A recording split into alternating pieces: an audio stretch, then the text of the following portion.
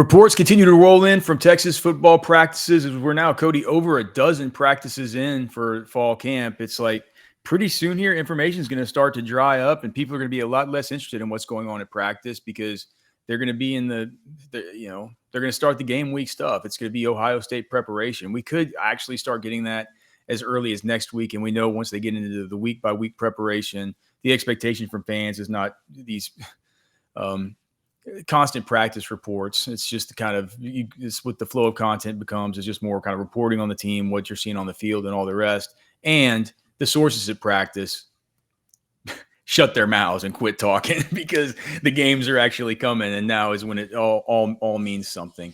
First, we want to thank our great sponsors, the Man Eye Institute. Make sure and give them a phone call, 844-WOW-2020, 844-WOW-2020. The Man Eye Institute, whether it is for your LASIK, that next level LASIK that they offer, whether you got cataracts, whatever it is that could be affecting your vision, the Man Eye Institute has your answers. So many great locations here in the Austin area for over 40 years. Make sure and give them a phone call, 844-WOW-2020. The Man Eye Institute, our presenting sponsor. See life better. All right, so we keep getting some reports in from practice, Cody, and as we do, we're trying to start to put together the semblance of what the depth chart projection is going to be for Ohio State. We talked about this on the offensive side of the football earlier this week. Defensive side of the football, I feel like similar to the offense, there are some spots that are still nebulous and some spots that feel pretty locked in to me. Let's just start out with the way I have it listed here. And we'll start out with the strong side defensive end or the jack end position. The starter there I projected is Ethan Burke. And I'll be interested to hear what you think about this because I think it takes a little bit of nuance here, right? Ethan Burke is the starter. And then I have it with underneath him, Colton Vasek or Lance Jackson, and then Justice Terry underneath both those guys.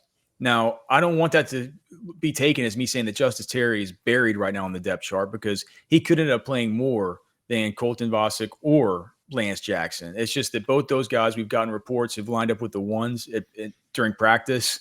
And whereas Justice Terry, he's been a reserve at defensive end, but also a reserve and possibly a key part of the personnel packages in some of those speed packages that we talk about down at the 3 technique, the same position that Barron Sorrell played last year in the dollar package, the dime package, the NASCAR package, undersized 3 technique, upfield penetrator, get your athletes on the field on those third downs. So it's not like I'm saying that Justice Terry is buried on the depth chart or that he is not going to play a big role.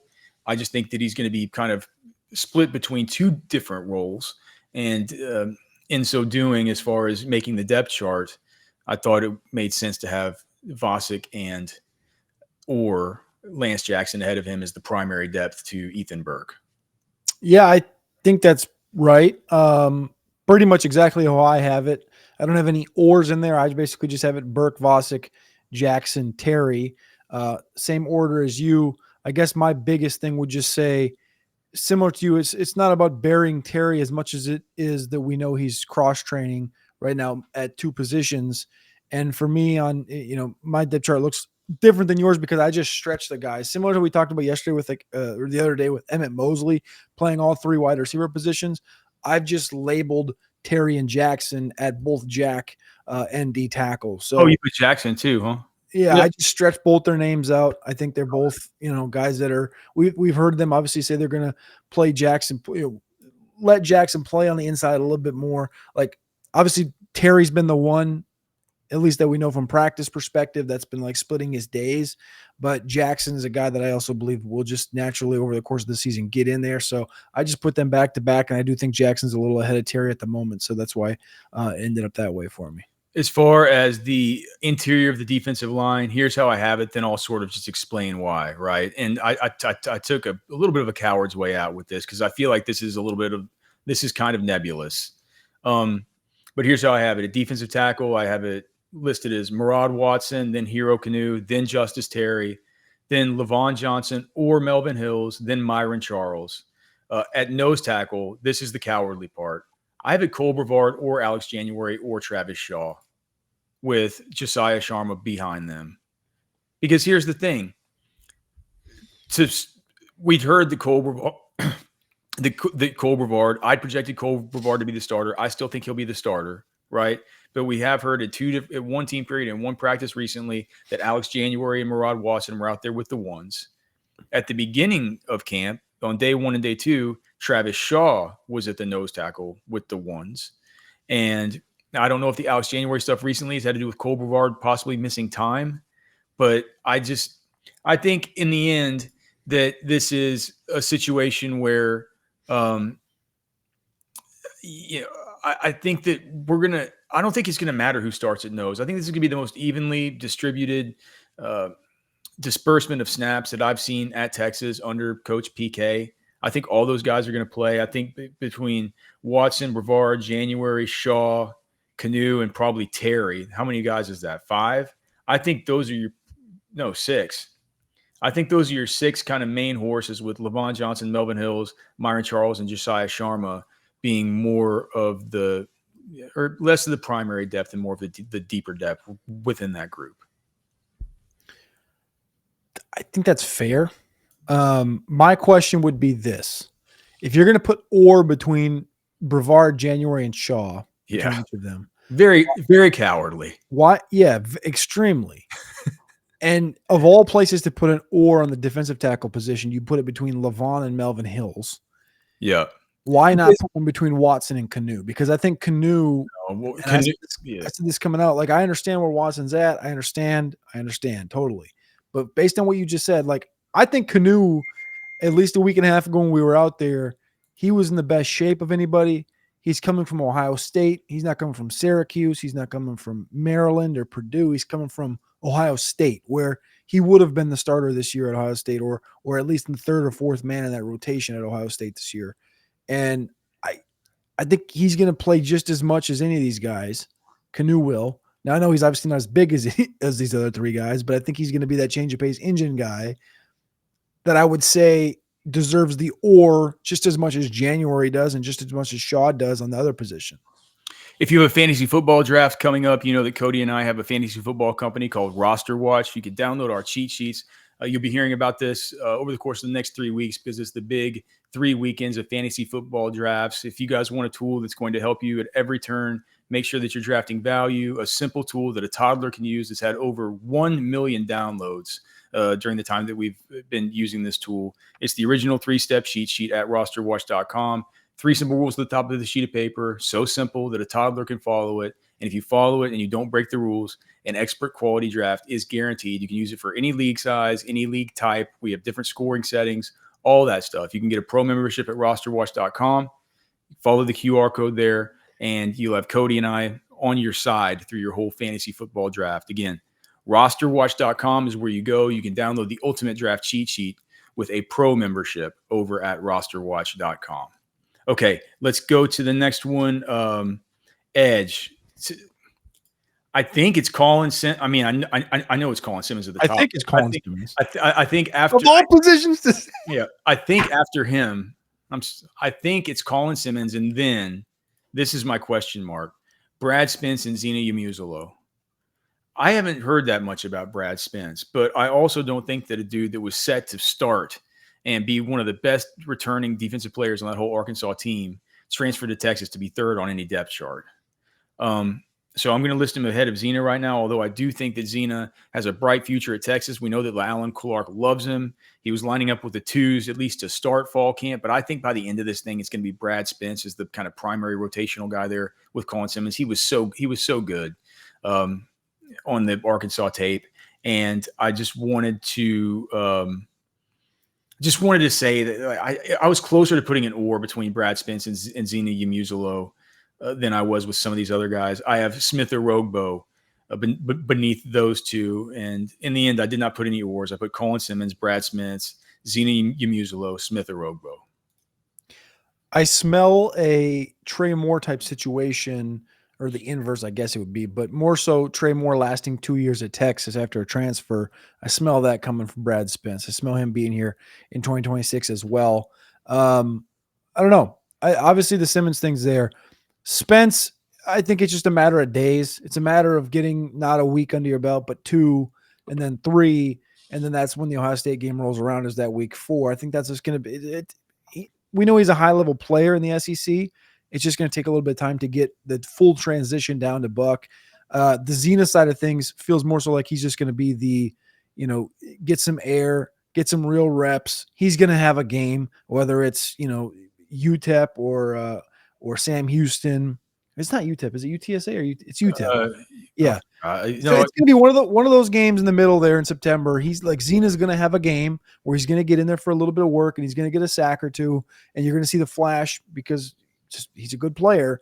But I do think that the way you have it, Simmons, Spence, Umuzulo, and then Arogbo, obviously, I think that's the right way to do it. I don't think there is any ors that deserve to be in there.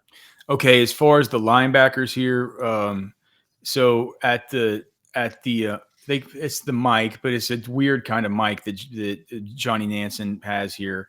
I have Anthony Hill, Bo Barnes, and Marshall Landwehr. I had him on. I'm not sure how his last name's pronounced. Marshall Landwehr, the senior, who just got awarded a scholarship on that cool video the other day at the Will, which is so weird. Liunga Lafau, and behind him, Ty Anthony Smith, and then that outside linebacker, which is its own role. Even though I think on a traditional depth chart, Trey Moore would be listed right after Anthony Hill. He's a starter on defense, and he's a starter at his own position. The other thing that's worth noting is that I've heard Ty Anthony Smith is going out, and he is playing on third down and in passing situations for Liunga Lafau. They like the way that he covers ground a lot more. So I was a little bit close to putting an or between Lafau and Ty Anthony Smith. I did not end up doing it, but just wanted to note that I was at least dabbling with the idea of kind of making them co-starters. In the end, it feels like the way they're going to be using Ty Anthony Smith is more sub-package based, whereas I thought it was only fair to say that Lafau is the starter because he is your base package starter. Like you, I don't have an or between any of these guys. I guess the one question I'll just pose quickly would be the way you have it written up here with Ty Anthony at Will Backer. All these guys, I mean, Hill's probably going to be gone at the end of the year. We know that. And It's surely gone, right? Surely gone. Well, some people in the comments today on my post from McShay's mock were like, oh, maybe he'll be back next year. I was like, hold up.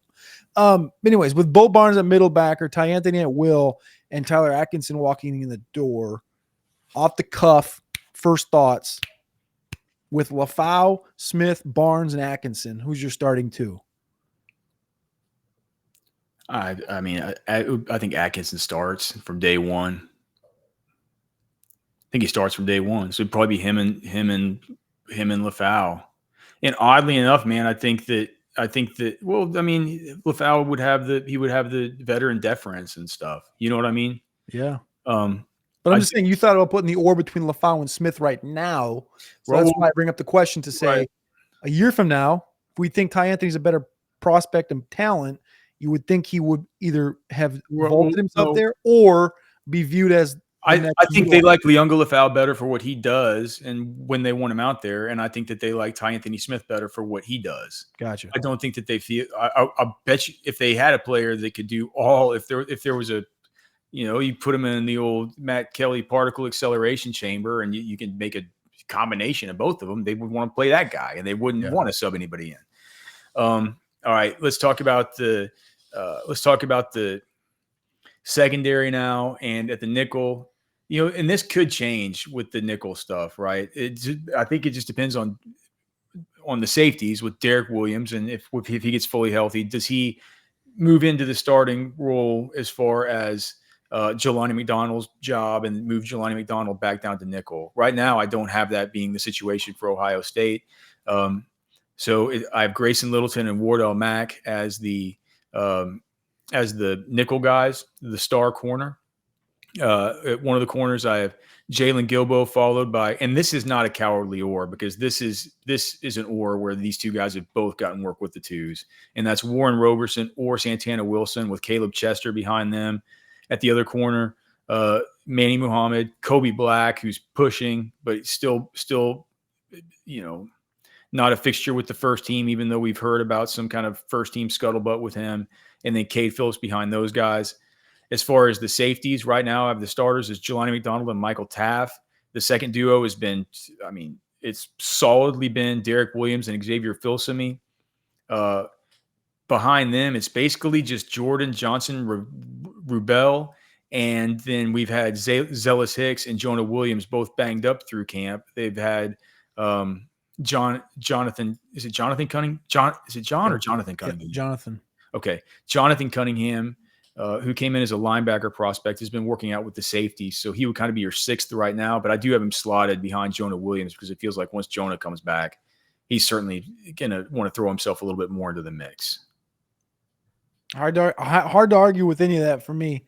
I just love the defensive back depth. That's just the bottom line here. When you look at it, it's I was just talking to one of our buddies. I went on his show and he asked me about a bunch of Texas stuff, and I was like, man, I think this defensive back unit at Texas is purely the best unit, and they don't even get the most conversation because it's Arch, it's Colin Simmons, it's Anthony Hill, it's the receivers, it's the running back stuff. It's never the defensive back unit, even though I think it should be. If you got a fantasy draft this weekend, make sure and go check out the Roster Watch Ultimate Draft cheat sheet, or just go sign up now. If your fantasy draft is later on, that thing gets updated. I'm doing an update right now from some intel that we got earlier today out of Commanders camp. We've been manually testing the thing. It's getting thousands and thousands of tests right now, so it's going to be cranking for you. Make sure and go check that out. Thanks so much to the Man Eye Institute for being our presenting sponsor. We could not have a show without those guys. So thank you guys for watching. And also remember two things. One, go sign up for a membership on Orange Bloods. It costs $1 a week right now. $1 for your first week. Go and check it out. There's no promo code, no nothing. We're gonna have a war room tonight. Gonna have all kinds of stuff. And also, if you hate the depth chart projection that we just laid out, let us know in the comments below. We'll be down there hashing it out with you guys soon enough. And I'm sure, Cody, if there's one thing I know for sure is that the people are going to have comments on this.